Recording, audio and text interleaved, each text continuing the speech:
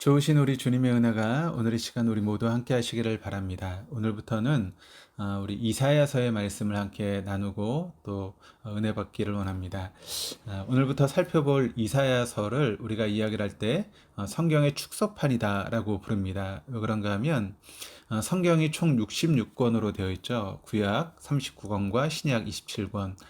그런데 이사야서의 장수가 66장입니다. 그런데 그 이사야서를 양분하면 1장에서 39장에 39장과 40장에서 66장에 27장으로 나눌 수 있습니다.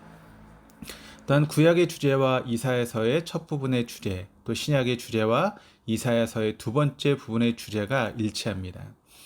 구약 성경이 인간의 죄로 시작해서 메시아가 오실 것을 예언한 것으로 끝을 맺습니다. 그런데 이사야서도 인간의 죄에서 시작해서 의의 왕이 오심으로 첫 부분이 끝이 납니다. 그리고 이사야서 두 번째 부분이 광야에서 외치는 소리에서 시작해서 새 하늘과 새 땅으로 끝을 맺습니다.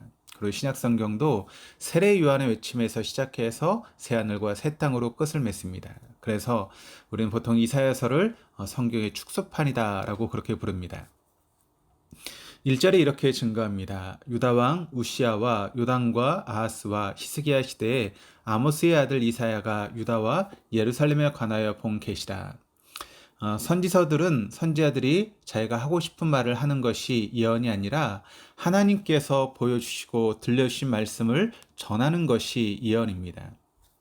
그리고 우리는 마지막 신약 성경이 요한계시라고 알고 있지만 계시록은 예수 그리스도의 계시라고 그렇게 시작을 합니다. 그러니까 요한이 본 것에 초점이 있지 않고 예수님께서 요한에게 보여주신 것에 초점이 있습니다. 어, 그래서 우리는 예언서를 대할 때마다 선지자들이 하고 싶은 이야기를 한 것이 아니라 하나님께서 그 선지자를 통해서 나에게 들려주시기를 원하시는 것이 있다는 것을 늘 의식하고 있어야 합니다. 우리가 앞으로 살펴보게 될 이사야서도 하나님께서 우리 각자에게 하시고 싶은 이야기입니다. 그렇기 때문에 우리는 이 말씀을 들어야 하며 이 말씀 속에서 하나님의 마음을 읽어낼 수 있는 것이 바로 너무나 중요한 것이죠. 이사야서가 인간의 죄로 시작한다라고 말씀을 드렸는데 오늘 본문을 통해 인간의 본질적 실상이 어떠한지를 살펴보면 2절, 3절 말씀이 이렇게 증거합니다. 하늘이여 들으라, 땅이여 귀를 기울이라. 여호와께서 말씀하시기를 내가 자식을 양육하였거늘 그들이 나를 거역하였도다. 소는 그 임자를 알고 나귀는 그 주인의 구유를 알건만은 이스라엘은 알지 못하고 나의 백성은 깨닫지 못하는도다 하셨도다.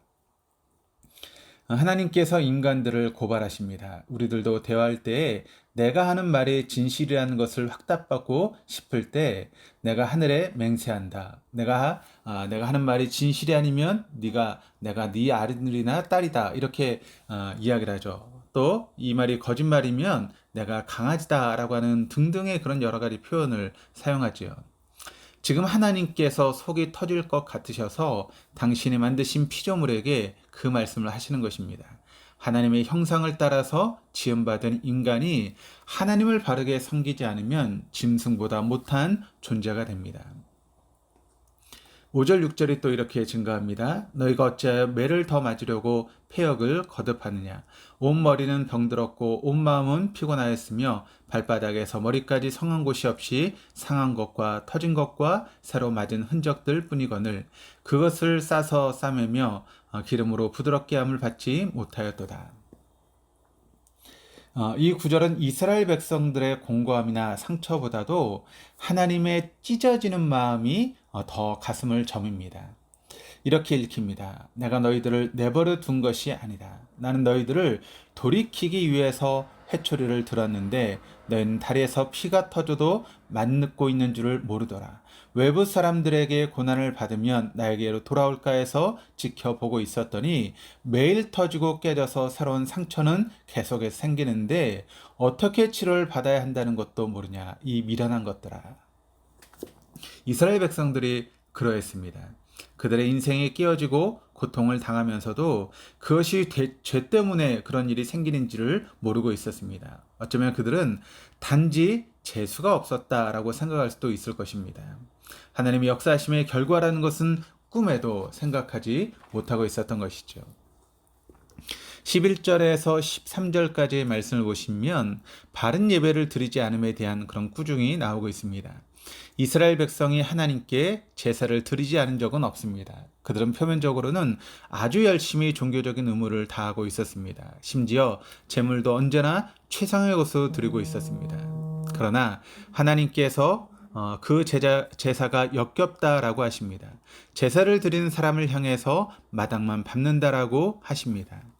이스라엘 백성들은 제사 자체에 관심이 많았지 하나님과 바른 관계를 만들어가는 데는 관심을 갖지 않았습니다.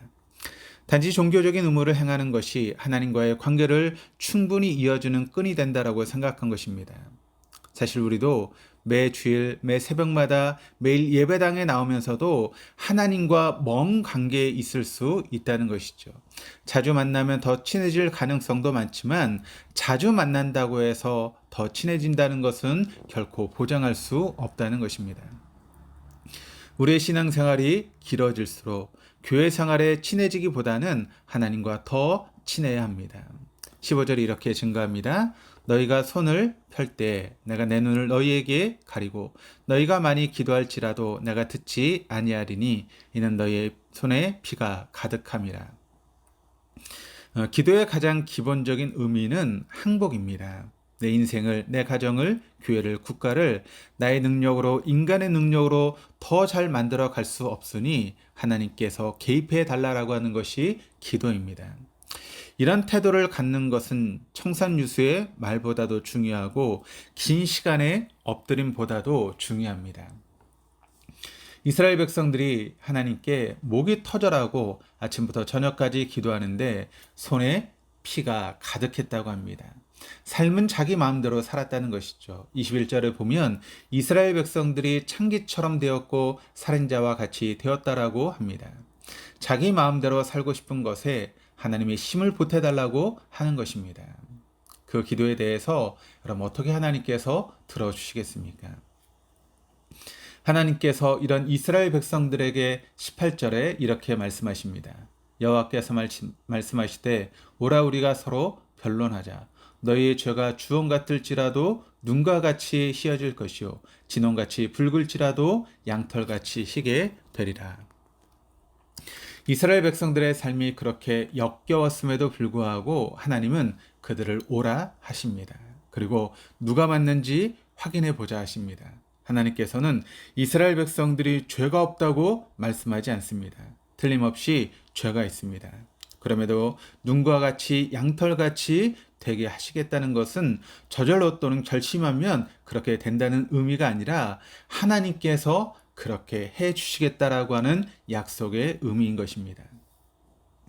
하나님께서 이스라엘 백성들을 어떻게 해 주시기를 원하시는지를 26절, 27절이 이렇게 증거합니다. 내가 내 재판관들을 청과 같이 내 모사들을 본래와 같이 회복할 것이라. 그리한 후에야 내가 의의 성읍이라 신실한 고을이라 불리리라 하셨나니 시온은 정의로 구속함을 받고 그 돌아온 자들은 공의로 구속을 받으리라. 지금 유다와 예루살렘은 불의하기 짝이 없고 불성실하기가 하늘을 찌르고 있을 정도입니다. 그러나 하나님께서는 그들을 의롭게 신실하게 만들어 가실 것이라고 하십니다. 그것은 하나님의 의롭고 신실하심 때문이라는 것이죠. 신실하지 못한 불성실한 이스라엘 백성의 모습이 바로 우리의 자화상 아니겠습니까?